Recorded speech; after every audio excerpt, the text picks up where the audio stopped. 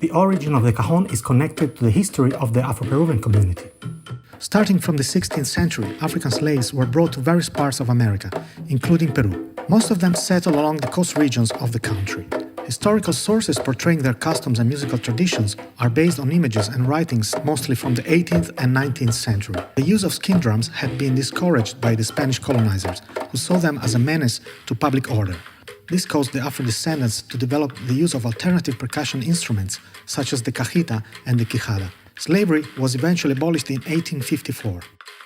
The cajon appears at about the same time. Its first description is contained in the chronicles of a French writer who saw it at the festivities of Amancáis in Lima, associated with the performance of a samacueca. This was a style of music and dance that originated in the early 19th century in Lima, which later spread along the coast, becoming very popular also in Chile, where it was sometimes accompanied by another percussion instrument known as tormento.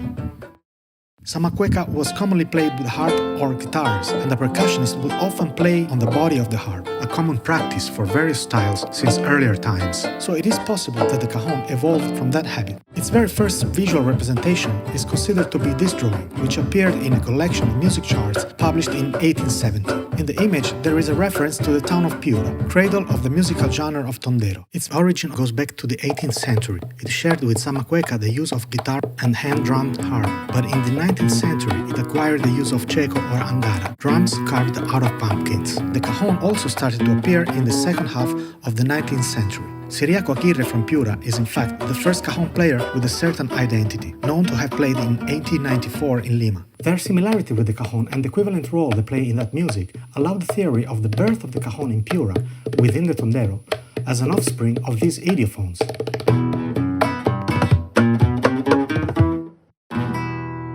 Another theory is that the switch from the checo to the cajon might have happened within the samacueca. Northern immigrants or travelers could have enabled this process sometime between 1820 and 1840 by adding a specific percussion instrument for the samacueca that had rhythmic similarity with tondero.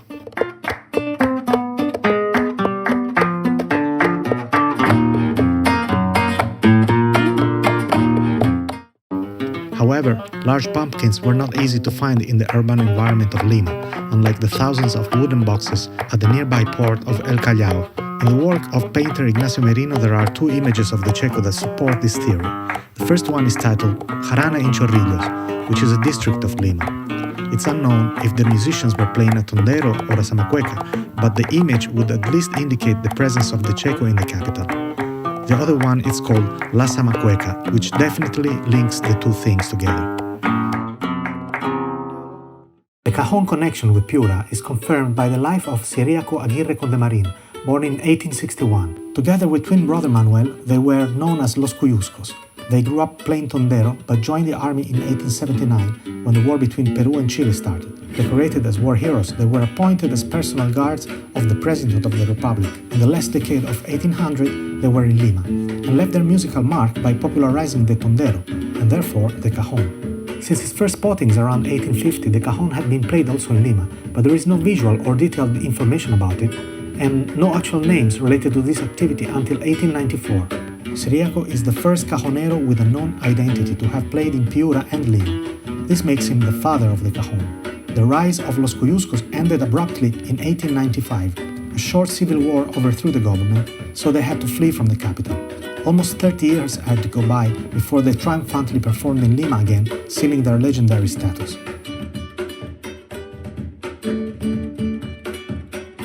The Cuyuscos' adventurous life fills up the time between the first image of the cajon in 1870 and the second, which appears almost 30 years later in the form of this picture named La Palisada. In that picture, a group of bohemian musicians are portrayed, with Pepe Zeta on cajon. He is the first known player from Lima. By that time, the use of the cajon was spreading in the capital, as there are reports of it being played in the first decade of 1900 by men with picturesque nicknames Chapana Olaza, Pericote Acevedo, Membrillo Mendiola, Colchon Benitez. The musical context was that of Creole music that was developing in Lima. Its greatest exponent, composer Felipe Pinglo, made a huge impact on the music of the 20s. With concerts in venues, theaters, and the yearly event of Amancáis, Creole music had a huge impact on people's lives, and many spontaneous parties, named jaranas, were held in neighborhoods of Lima, such as Malambo and Barrios Altos. By the 30s, two cajon players became prominent in Lima, Gancho Arciniega and Francisco Monserrate. They were fundamental in defining the role of the instrument for the styles of vals and marinera. They also were the first who started sitting on the cajon, a trend that eventually was picked up by all players. Monserrate was from Chincha, another area where the African community had a relevant presence. Around this time, los Cuyuscos, who were in their 70s, were invited by the mayor of Lima to perform at the city's biggest festival and theaters. Together with them traveled another young cajon player, Manuel Córdoba, El Pibe Piurano, who decided to settle in the capital.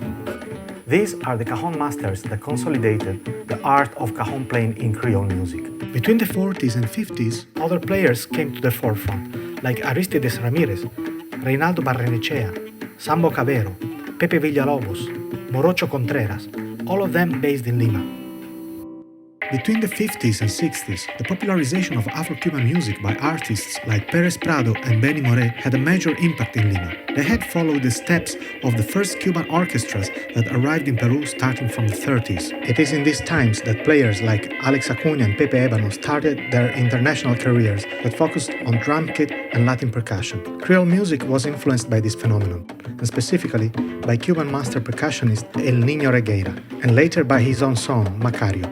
The reconnection with skin drums, banned in ancient times by the Spanish slave masters, was now encouraged by key figures like Porfirio Vázquez and Ronaldo Campos as a reivindication of their African heritage. Certain styles of Creole music like festejo and landó were enriched by cowbells and congas. The cajon at this time had its main exponents in Caitro Soto, Chocolate, Ronaldo Campos, Pititi, Gerardo Lazón. Caitro, percussionist with Chabuca Granda, crossed paths with Paco de Lucia group when they played on the same evening in Lima. The meeting between Paco de Lucia and the iconic Caitro Soto from San Luis de Cañete marks the beginning of the introduction of the cajon within flamenco, and it facilitates its use within other genres. Chick Corea's touchstone features Paco de Lucia and Alex Acuña on cajon. Throughout the 80s and the 90s, the cajon tradition in Peru is maintained by people like Alfredo Valiente, Ronnie Campos, Lalo Izquierdo, Cotito, Mangue Vázquez, Freddy Lobatón, Gigio Parodi, Hubert Reyes, Eduardo Balcázar, and Marco Oliveros. It is also noticeable the presence of women like Marta Panchano and Vicky Izquierdo. At this point, the international interest towards the cajon was spreading. It wasn't just flamenco players who adopted it, but all over the world, people were starting to use it because of its potential and versatility.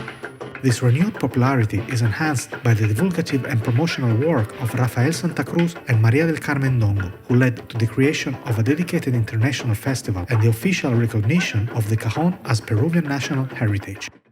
Nowadays, the legacy of the Peruvian cajon is carried ahead by a new generation of players.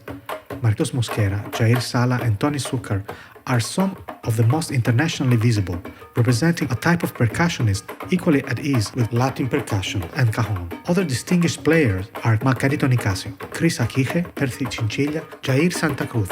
The Vallumbroso brothers consolidate a strong family musical tradition by founding a cultural center in Chincha. The female contribution to the cajon gets stronger, with players like Catalina and Peta Robles, Zoila Campos, and Gisela Jurfa. As well as the national scene, there are many percussionists living abroad who help spreading Peruvian cajon, such as Juanchi Vázquez, Carlos Yamasaki, Mario Cubillas, Gianmarco Alegría, Paulo La Rosa. The list is long and the tradition carries on.